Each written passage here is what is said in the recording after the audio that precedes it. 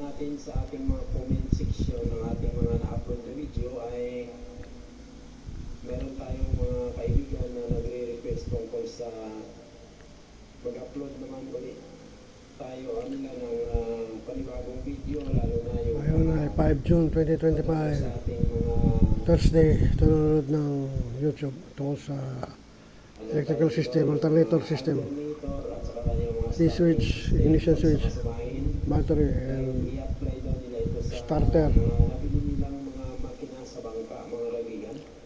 So, more than 600 subscribers sa ating maliit na YouTube channel. Okay? So, nakita ninyo ang ating And June 5, 2025, Thursday. discussion.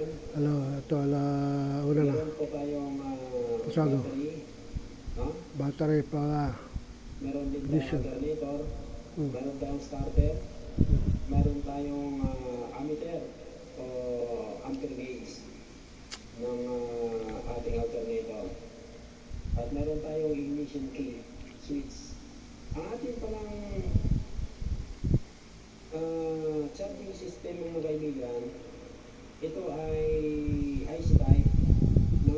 IC type. Kasi Ito ang IC type. baka kung tatanungin ninyo kasi mas mainam na gumamit tayo ng IC type na alternator sa ating mga bangka kasi alam niyo naman